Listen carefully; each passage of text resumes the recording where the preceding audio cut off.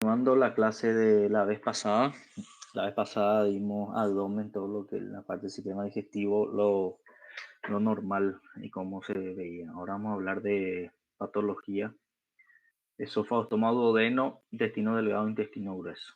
Hoy vamos a tener dos clases. Bueno.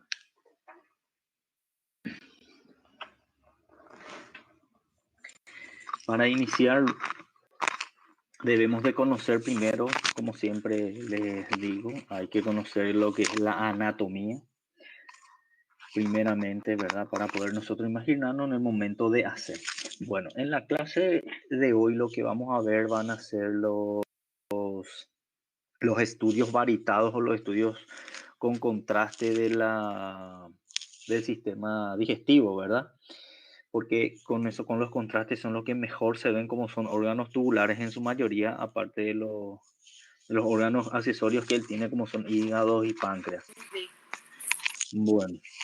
El esófago sabemos que es una estructura tubular, ¿verdad? Que está recubierto de epitelio, ¿sí?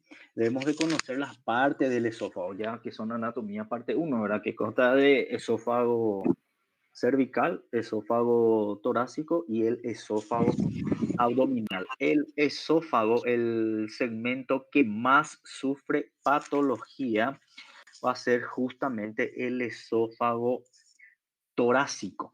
Es el que más patologías va a sufrir. Entonces, lo que más vamos a ver va a ser eso entonces en la clase de hoy. La técnica de examen que podemos utilizar para ver el esófago de estudio de imágenes, podemos usar la radiografía con contraste simple. Podemos utilizar con doble contraste, podemos utilizar la tomografía y también podemos utilizar la endoscopía. Bueno, cada uno tiene su valor, ¿verdad? Entonces, cuando nosotros a veces cuando le realizamos al paciente un estudio con contraste, radiología, y vemos una presencia de tumor, o sea, nos causa una impresión de tumor, solemos solicitar la tomografía. Justamente la tomografía es el estudio de elección para tumores. Y luego, si vemos que está dentro del tubo, ¿verdad? Porque como es un tubo, podemos ver que puede ser que esté dentro del esófago y usamos la endoscopía. Y la endoscopía nos va a servir como diagnóstico y también nos va a servir para tomar una muestra o puede servir como tratamiento. También podemos utilizar para extirpar pequeños tumores. Bueno, lo que vamos a ver entonces en el esófago, vamos a empezar con atresia esofágica y fístulas tráqueoesofágicas. Estas son las anomalías más importantes y los más frecuentes en el esófago. Se asocian mucho con las anomalías congénitas. Por eso generalmente vemos 1 de cada 2.000 nacidos vivos a nivel mundial. ¿Sí? ¿Qué pasa con estos pacientes? Tienen sintomatología tiene crisis de falta de aire, ahogo, tosen bastante, respiración dificultosa. ¿Sí? Entonces, cuando hacemos un estudio varitado, vemos así. Vean, este es con doble contraste. ¿Cuál es la diferencia entre contraste simple y doble contraste? Es que el doble contraste se le agrega también aire para poder dilatar. Vemos aquí el esófago dilatado y aquí vemos el contraste, ¿sí? Vemos donde ya no hay paso.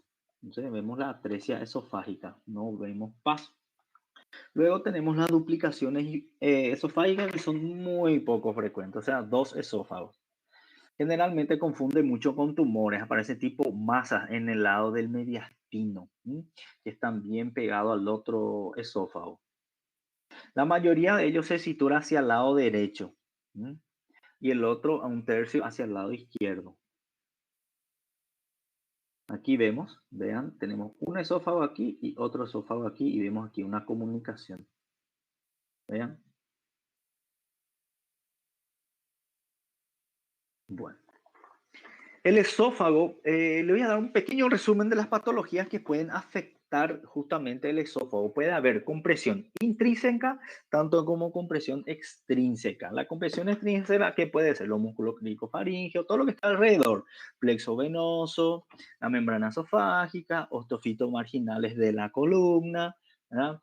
Hernia anterior del disco, agrandamiento de la tiroides, los ganglios linfáticos, lesiones de tejido blando y lesiones espinales. Son muy parecidos todo eso. ¿Ya? Bueno, ¿qué estructuras normales vamos a tener alrededor del esófago que puede comprimir? Va a ser el callado aórtico, que está hacia el lado izquierdo, y el bronquio principal izquierdo. Y eso si aumentan de tamaño o si se mueven, pueden presionar. Y anomalías vasculares, las lesiones aórticas del arco aórtico, ya sea izquierdo o derecho, las lesiones no aórticas, que son justamente sus ramas, que pueden ser las subclavias, ¿verdad? El corazón agrandado, el corazón de buey, como le llamamos, lesiones pericáreas, tumores en el mediastino, tumores en el pulmón, ¿sí? Y las hernias paraesofágicas. Bueno, también podemos encontrar en el esófago cuerpo extraño. La mayoría de los pacientes que presentan cuerpo extraño en el esófago van a ser niños o pacientes que tienen problemas mentales. ¿Sí? Y los cuerpos extraños suelen estar atrapados en las vías aéreas, así también como en el esófago. Entonces, con una radiografía o con una broncoscopía o una esofagoscopía, podemos detectar y podemos retirar, ¿sí? Muchas veces eso, cuando se impactan, es muy difícil de quitar. Algunas veces ellos pasan por el sistema digestivo y va a caer en el estómago, ¿sí? Entonces vemos aquí, con una endoscopía esofágica, una moneda. Tragó un niño. Entonces, ¿de qué nos sirve la endoscopía también? Nos va a servir como diagnóstico, en este caso, y nos va a servir también como tratamiento, porque justamente se mira con la endoscopía y se agarra con la pinza y se puede retirar. Bueno, las perforaciones esofágicas ocurre bastante y ocurre mucho en pacientes adultos. Muchas veces puede ser iatrogénicos, o sea, traumáticos. ¿Cómo pueden ocurrir eso? Con endoscopías, ¿verdad? Puede ocurrir también con dilataciones. Cuando estamos haciendo el estudio también podemos hacer con dilataciones. Lesiones en la toracotomía cuando se realiza, ¿verdad? Por eso la mayoría de ellos, los más comunes, son iatrogénicos. Puede incluir dentro de esto ensanchamiento del mediastino, derrame pleural, neumotórax. Por eso es muy importante hacer el esofagograma para saber el nivel de la perforación. El esofagograma no es más que la utilización de los contrastes para poder ver hacia dónde está la fuga o la perforación. Como vemos aquí en esta imagen, vean. Aquí vemos cómo está, en esta zona está la perforación y aquí también. Y pequeño puntito. ¿Está? Como pierde. Luego tenemos la estenosis esofágica, que son muy frecuentes también, son las más frecuentes entre todos y podemos encontrar entre inflamatorias y tumorales, ¿verdad? Puede ser por soda cáustica, por herpes, lesiones físicas, por una intubación mal hecha, por lesiones térmicas, irradiación, neoplasias, tumores, y podemos observar así, como vemos aquí la estenosis. Veamos. Ustedes tienen que saber que el esófago tiene que tener por lo menos casi todo el mismo diámetro, vean. Pero aquí ya empieza una estrechez, donde está la imagen. Bueno, podemos encontrar también divertículos, ¿verdad? Que son pequeñas formaciones saculares, que se van a encontrar dentro de la luz del esófago, ¿verdad? Como aquí, los divertículos cervicales, torácicos, intrabronquiales, divertículos luminales, todo tipo de divertículos. Y todos son parecidos en el estudio, ¿verdad? Lo que podemos nosotros diferenciar después con una anatomía patológica. La estenosis neumo. Doctor Neumo, consejo observar. ¿Qué es doctor Neumo? No entendí tu pregunta.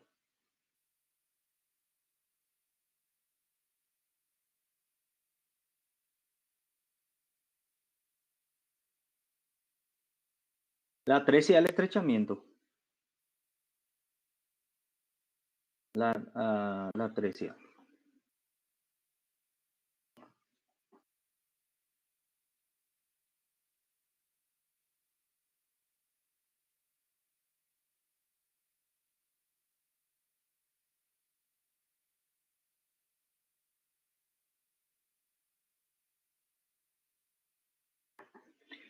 A ver. Estenosis por cirugía bariátrica. No, la cirugía bariátrica no. La cirugía bariátrica se hace por el abdomen. No se hace por el esófago, la cirugía bariátrica.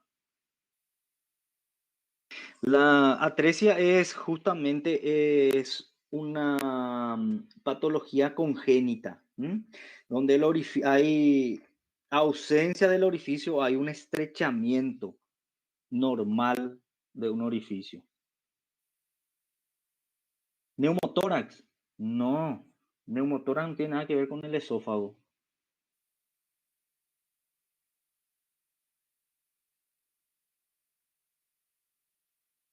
Bueno, y aquí vemos la atresia aquí, estrechez.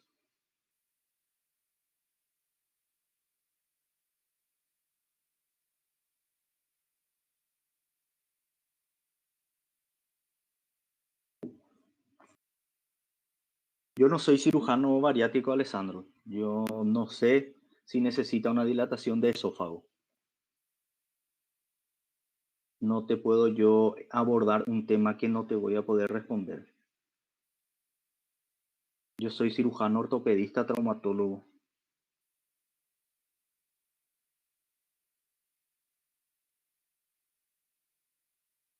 Vemos aquí en esta imagen justamente las atresias.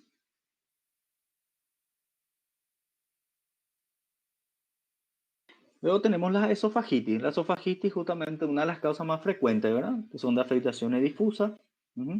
Se puede ver mucho por el reflujo gastroesofágico, ¿verdad? Que pueden causar justamente por los gérmenes más comunes. La esofagitis, aquí le dejé un pequeño resumen lo que puede producir: hernia hiatal, vómitos, chalación, embarazos, esclerodermia, ¿verdad? Algunas medicaciones que uno no tolera, una cirugía, ¿verdad? Y por infecciones puede ser por candidiasis, herpes, tuberculosis, bueno. Y por drogas, ¿verdad? Vamos a ver los ácidos cáusticos y aquí vemos las imágenes. Una esofagitis péptica por hernia de hiato. Hay una estrechez muy importante, ¿verdad?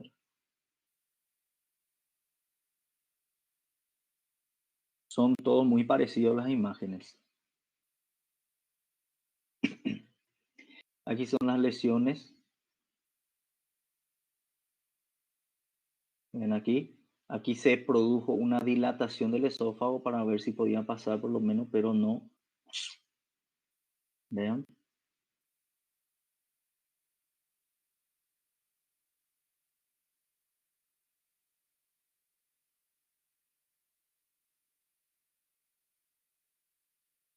El tratamiento es quirúrgico, pero muchas veces no tiene buenos resultados. Luego tenemos las varices esofágicas, que se producen por la hipertensión venosa central. ¿Cómo van a aparecer en la radiografía? Como pliegues engrosados, nodulares y de aspecto serpentiginoso, ¿verdad? Las causas de la varices principalmente son la hipertensión portal, debido a la cirrosis, cáncer, pancreatitis, enfermedades inflamatorias, ¿verdad? Enfermedades no cirróticas, metástasis, fallo cardíaco, obstrucción de la vena cava superior. Vemos aquí cómo se ve la imagen. Acuérdense, para estudiar el esófago siempre hay que utilizar el bario. Luego tenemos los tumores esofágicos, que pueden ser benignos o malignos, ¿verdad? Y los benignos intraluminales y intramurales. Los pólipos son los más frecuentes entre los intraluminales y entre los intramurales los leiomiomas. Todos son parecidos en las imágenes, ¿sí? Entonces, como vemos aquí, son los tumores intramurales. Este es un tumor intramural. Intraluminal, quiero decir. Este es un tumor intraluminal. Con la endoscopía da para diagnosticar mejor. Hacemos el estudio de bario, ¿verdad? Contraste, y luego utilizamos la endoscopía, la esófago. Lo intramural es un tumor benigno, es el más frecuente entre todos, 50% de los pacientes van a presentar, se observan así. Cuando hay una sospecha de un tumor dentro del esófago, nunca se olviden de que debe el médico indicar una anatomía patológica para saber si es benigno o maligno, porque son todos muy parecidos.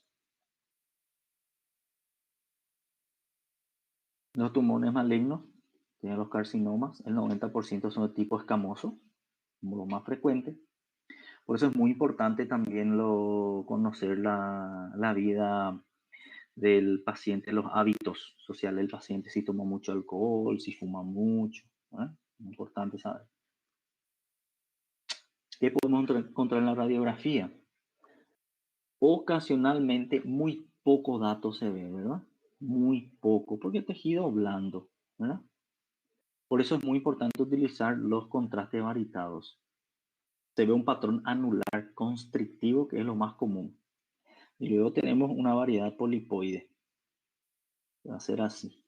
De la parte constrictiva, vean. La P lateral. No sé, un estrechamiento. Son todos parecidos. Aquí tenemos otra imagen del carcinoma esofágico. Carcinoma ulcerados. La mayoría de las veces son las porciones distales del esófago. Aquí vemos donde están las flechitas. Están todo marcado para no poder, porque es muy difícil cuando vemos la primera vez. Lo ven la primera vez. Bueno, hay a veces adenocarcinoma en la unión gastroesofágica. Generalmente es considerado como de origen gástrico superior. Vemos aquí esofagoscopía, un tumor intraluminal. Hacemos nosotros el estudio varitado. Cuando yo digo estudio varitado, lo mismo que estudio de contraste, ¿sí? Y luego pedimos la esofagoscopía a la anatomía patológica.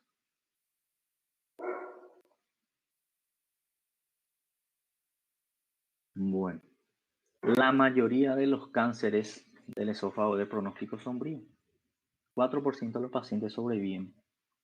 Es muy, muy, muy letal.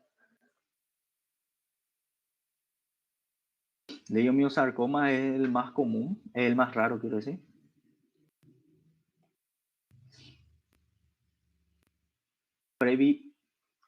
Presbiesófago, justamente el disturbio de la motilidad del esófago. ¿Qué pasa? Eso ocurre mucho, se asocia mucho con la edad. Presenta una apariencia variable en la radiografía. Se ve ondas terciarias. ¿Sí? Suele afectar un segmento del esófago. Y la acalasia es la relajación del esfínter esofágico inferior y produce una dilatación proximal. Se hace muchas veces con la radiografía, ¿verdad? De tórax y se puede visualizar el esófago dilatado. Su característica principal es el pico de ave. Una dilatación de esófago proximal que es aquí. Vemos. Aquí está el pico de ave, lo que le llamamos. Vean, pico de ave y dilatación proximal.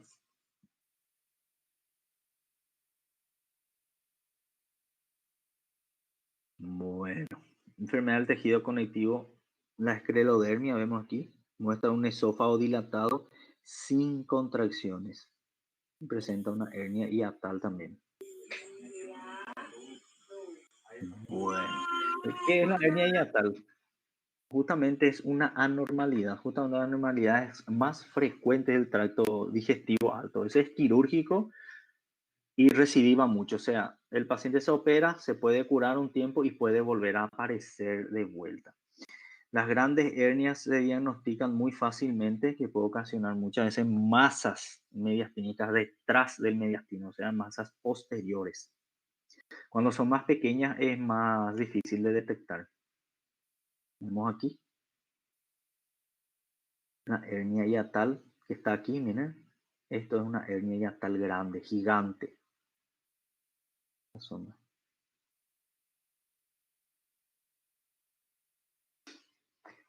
Vamos entonces a estómago y duodeno. Lo que le mostré recién son la mayoría de las patologías que podemos ver en el esófago. Son muy difíciles de distinguir cuando no estamos adaptados a ver o cuando no conocemos la patología. Por eso es muy importante ver repetidamente, repetidamente, repetidamente. Justamente ustedes esto van a volver a ver otra vez en cirugía general, donde le van a mostrar también los patrones característicos. Bueno, la técnica de exploración para ver el estómago y el duodeno, justamente rayo X abdomen simple, puede ser también cuando hay lesiones agudas gástricas, o también estudios con varios, que es el convencional, y luego tenemos el de doble contraste, que es con aire. También tenemos la angiografía para ver si no hay alguna lesión hemorrágica digestiva alta. Los ultrasonidos son muy importantes también, que nos da facilidad para ver tumores intraluminales, la tomografía y las endoscopía digestiva alta. Las patologías, las alteraciones congénitas son muy raras a este nivel del sistema digestivo. ¿Eh? Lo que se ve en algunos casos van a ser divertículos, donde se sitúan mucho en la parte posterior del cardia. Es muy raro la duplicación, es más raro que el esófago tiene una patología que se puede duplicar, que es más frecuente. La mayoría de las veces se ve en la curvatura mayor y se puede ulcerar u obstruir. ¿Mm? Bueno, alteraciones de la posición gástrica, justamente es llamado estómago en cascada, que el segmento superior del estómago se va a situar en la parte posterior e inferior del cuerpo, al cuerpo gástrico. Vean, esta. Esto tendría que ser el segmento superior y él se fue hacia la parte posterior e inferior del cuerpo gástrico. No se ve. Y existe también lo que es la rotación órgano axial. El estómago rota sobre él en su eje longitudinal. Él rota. Aquí ven. Él rota. Este es un órgano, un estómago, órgano axial. No es frecuente, pero suele ocurrir. Luego tenemos las compresiones extrínsecas e intrínsecas que le van a producir desplazamiento del estómago. ¿Sí? Y estos generalmente están determinados por un ensanchamiento de la parte, de la parte retrogástrica. ¿Sí? Bueno, vemos aquí las causas, un resumito para ver las causas, que puede ser por obesidad, cambios postquirúrgicos, masas pancreáticas, tumores, ya sea retroperitoneo, renales, aneurismas aórticos. Luego tenemos el ensanchamiento del arco duodenal, que puede ser por la obesidad, posición alta del estómago, masa pancreática, adenopatías. Y vemos aquí úlceras. Esas son las úlceras perforadas. ¿Sí? Cuando uno explora con el contraste o con doble contraste, ¿verdad? Se puede producir una extravasación del líquido hacia el peritoneo, ¿verdad? Vemos aquí donde hay una extravasación del líquido.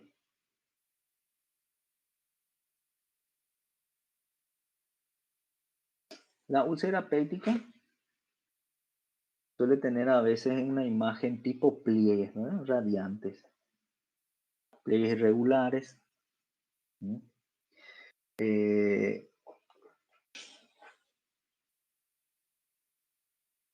la gastritis a la úlcera depende.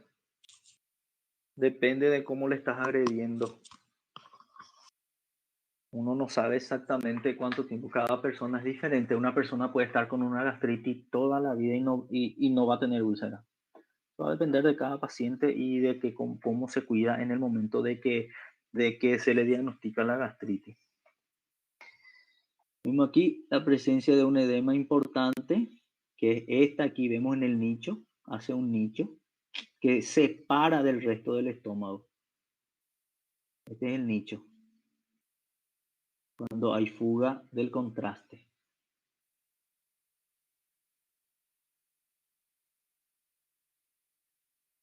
La úlcera péptica generalmente son un 70%, ¿verdad? Las úlceras pépticas gástricas, la región de la curvatura menor. Por eso es importante cuando hacemos el estudio, primero miramos hacia la curvatura menor, luego hacia el píloro y último hacia el duodeno, ¿no? Que puede afectar la mayoría de las veces el bulbo. Ahí en la intersección entre el estómago y el duodeno, en el bulbo donde más se ve, ¿no? Luego tenemos otras variedades post-vulvar y las múltiples. Las post-vulvar no son muy frecuentes, son ulceraciones duodenales difíciles de visualizar. Es muy difícil de diagnosticar eso. La mayoría de las veces nosotros lo que solicitamos, o sea, el médico tratante va a solicitar lo que es la endoscopía digestiva alta. Entonces se utiliza el estudio por imágenes, ¿verdad? Que vamos a ver por la pantalla de un monitor, ¿verdad? Entonces aquí como se ven las úlceras, vean las úlceras perforadas. Ven aquí las úlceras gástricas que todavía no están perforadas, pero están a punto de perforarse. Bueno, también podemos observar la gastritis con la endoscopía, ¿verdad? Que son lesiones en la mucosa gástrica de origen inflamatorio la mayoría de las veces. Aquí vemos, estos son los moteados rojos de la gastritis, ¿vean? Como la mucosa aquí, mucosas erosionadas sin llegar a ser ulceradas. Así se ve, gastritis aguda.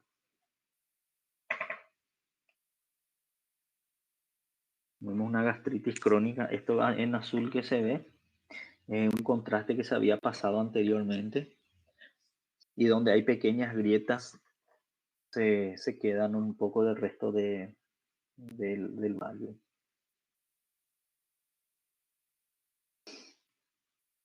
Luego tenemos un tipo de gastritis que son las granulomatosas, llamada enfermedad de Menetrier. Justamente puede ser por hipocloridria o hipoproteinemia o pliegues gástricos gigantes. Justamente ahí en aumento de los pliegues. Puede estar localizado aisladamente en la curva mayor o en el fondo, ¿sí? Puede estar asociada con tumores malignos del estómago, con pólipos gástricos, con pólipo hiperplásico regenerativo o tumores adenomatosos. Los pólipos gástricos no son más lesiones que son muy poco frecuentes y son asintomáticos, son hallazgos casuales. Los hiperplásicos aparecen como defectos nodulares, bien delimitados y únicos, pediculados o múltiples pediculados. Y los adenomatosos son las verdaderas neoplasias, son mayores de 2 centímetros, superficie regular, localizados en la región del antro. Vean aquí cómo vemos los pólipos.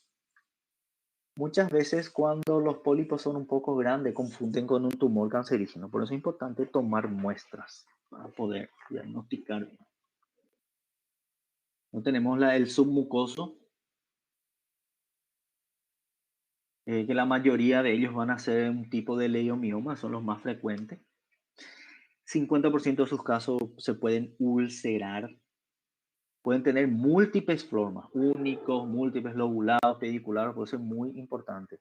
Nunca olvídense, para tener el diagnóstico certero de una imagen, siempre hay que tomar muestras para biopsia. Siempre tienen que tomar cuando hay presencia de un tumor.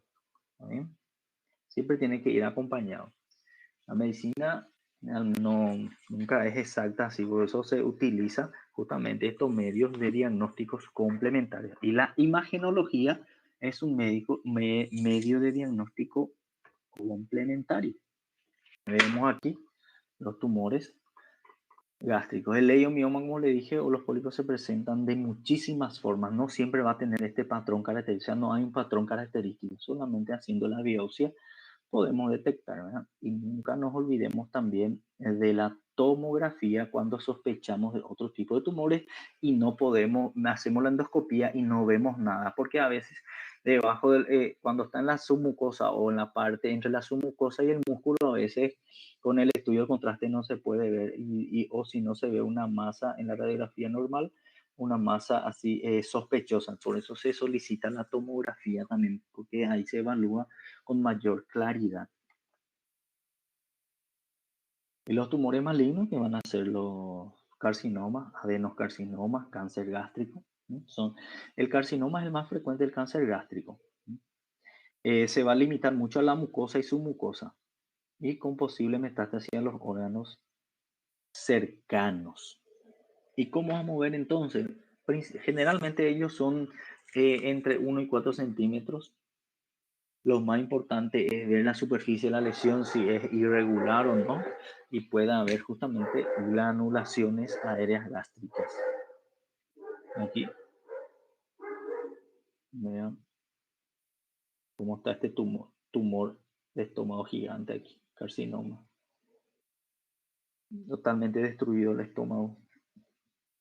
Terrible para un paciente que sufre de cáncer de estómago, no puede ni comer después. Terrible. Luego tenemos cáncer excamado que justamente va a convergir los pliegues, va a tener una deformidad tipo B porque se fusionan, va a tener una punta hacia abajo, ¿verdad? Un afilamiento y una terminación bulbosa. Aquí, terminación afilada aquí y aquí la bulbosa, carcinoma gástrico. Excavado se llama, carcinoma gástrico excavado. Carcinoma en B, ¿ven? Aquí.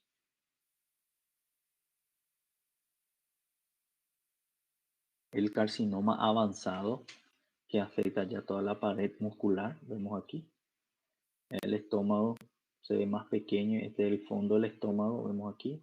Este es la curvatura menor, curvatura mayor, el antro. Puede ir hacia planos profundos.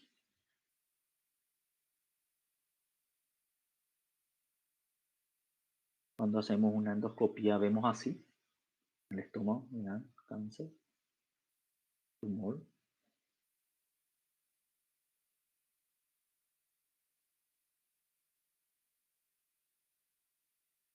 Vean aquí otra imagen, un tumor.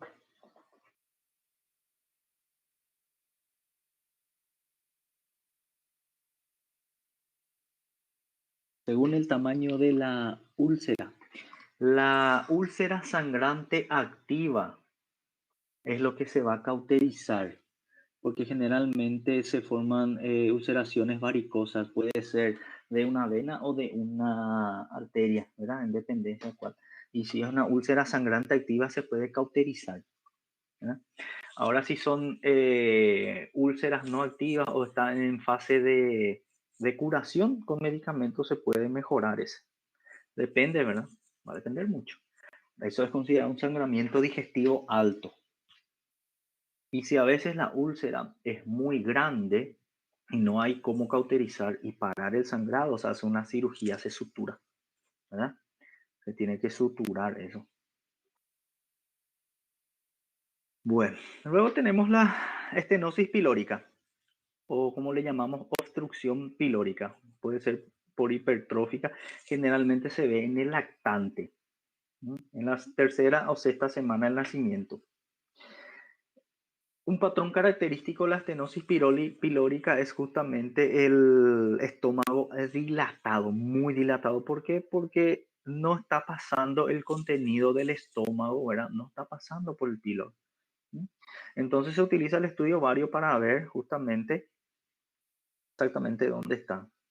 Lo más frecuente ver en la radiografía es el signo de la cuerda, justamente pequeño, y lo de ovario por donde va a pasar, hacia el antro pilórico y el bulbo duodenal, donde nos muestra el canal pilórico estrecho, el signo del rail. El signo del rail sería entonces el doble hilo de vario que se ve a través del canal. Es importante utilizar el ultrasonido para ver eso. Vean, Estrechamiento del canal pilórico. Vean aquí, este es el estómago dilatado marcadamente. Se le llenó de contraste y no está pasando. Y vemos aquí, apenas se ve el paso del vario. Miren, apenas, no sé si ustedes consiguen distinguir esto aquí. Apenas se ve. Y podemos hacer examen de ecografía y vemos aquí la luz. Vean, una pequeño estrechamiento.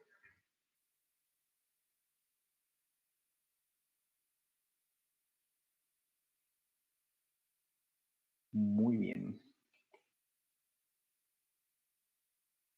Ahora